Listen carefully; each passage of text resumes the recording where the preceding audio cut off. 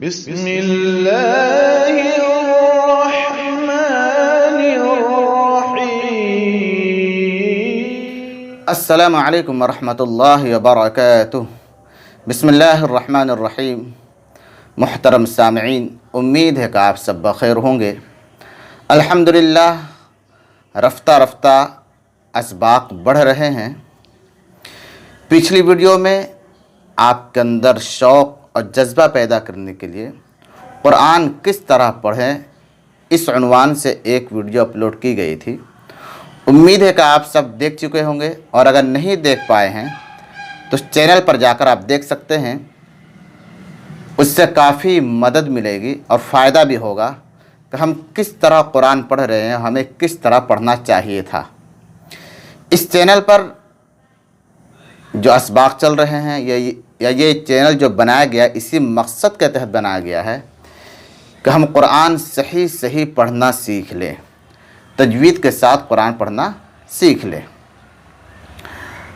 تو آج کا سبق شروع کرنے سے پہلے اگر آپ اس چینل پر پہلی مرتبہ ویڈیو دیکھ رہے ہیں تو آپ سے گزارش ہے کہ چینل کو سبسکرائب کر لیں اور بیل آئیکن کو دبانا بالکل نہ بھولیں، اس کو بھی پریس کر لیں تاکہ قرآن کی تصحیح کے تعلق سے جتنے بھی ویڈیو اپلوڈ ہوں اس سے آپ استفادہ کر سکیں۔ تو چلیے سبق شروع کرتے ہیں۔ آج کا جو سبق ہے وہ ہے تختی نمبر 23، تنوین و نون ساکن کا قاعدہ نمبر 3، اقلاب۔ تنوین و نون ساکن کا قاعدہ نمبر 3، اقلاب۔ اس کا جو قاعدہ ہے اور اس کے تعلق سے جتنے جملے آ رہے تھے اس کا ہجے بھی ہو چکا ہے۔ اگر آپ نے وہ ویڈیو بھی نہیں دیکھے ہیں تو وہ ویڈیو بھی جا کر آپ دیکھ سکتے ہیں تاکہ یہ سبق آپ کو اچھی طرح سمجھ میں آ سکے۔ تو چلیے آج کا جو سبق ہے وہ ہے اقلاب کے تعلق سے اجرا، کہ اجرا کس طرح کریں گے۔ پہلے اجرا ہو چکا ہے اور بھی اسباق میں، لیکن اس میں تھوڑی سی تبدیلی کے ساتھ اجرا کریں گے تاکہ اور زیادہ باتیں سمجھ میں آ سکیں۔ تو چلیے آج کے سبق کے لیے ہم کتاب کی طرف نظر کرتے ہیں۔ نورانی قاعدہ میں دیکھتے ہیں کہ اجرا کس طرح کیا جائے گا۔ چلیے کتاب کی طرف نظر کرتے ہیں۔ تو آپ دیکھ پا رہے ہوں گے کتاب میں یا تختی نمبر 23، اقلاب، تنوین یا نون ساکن کا قاعدہ نمبر 3۔ اس کا کیا قاعدہ ہے کہ تنوین یا نون ساکن کے بعد با آئے، تنوین یا نون ساکن کے بعد با آئے تو تنوین یا نون ساکن کو میم سے بدل کر غنہ اور اخفا کے ساتھ پڑھیں گے۔ یہ قاعدہ بیان کیا جا چکا ہے۔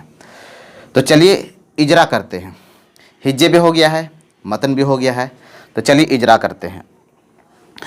مم بخیلا، اجرا جو ہم کریں گے جیسے زبر ہے، زیر ہے، پیش ہے، ان تینوں کا حرکات کہتے ہیں، تو ہم صرف زبر کا کریں گے اور اسی پر جو زیر یا پیش ہے اس کے اوپر اکتفا کر لیں گے۔ اسی طرح نون ساکن ہے تو اس کا اجرا ہم اسی جگہ پر کریں گے، ایک جگہ پر۔ تنوین ہے تو بس ایک ہی مرتبہ اجرا کریں گے، تاکہ بار بار اجرا کرنے سے ویڈیو بھی لمبی ہو جاتی ہے اور ایک ہی بات کو بار بار دہرانا پڑتا ہے۔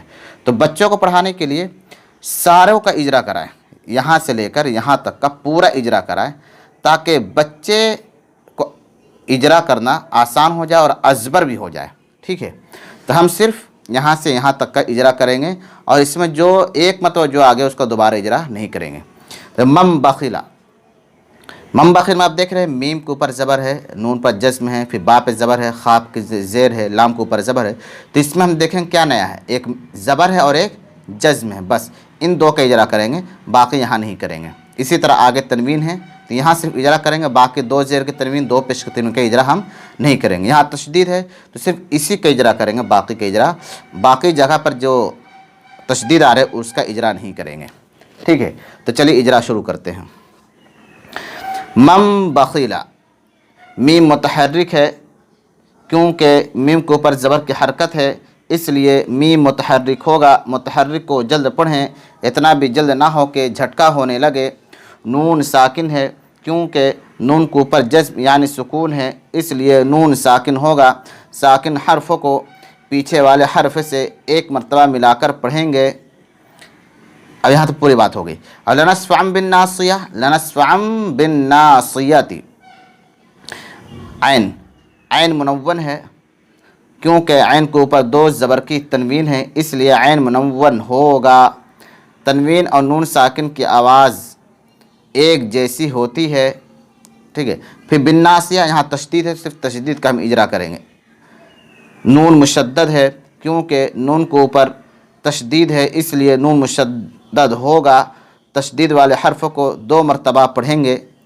بس یہاں پر ہم ابھی اتنا ہی کریں گے، ابھی تشدید کا بیان ہم نہیں پڑھیں، اس لیے مزید باتیں یہاں پر نہیں بتائیں گے.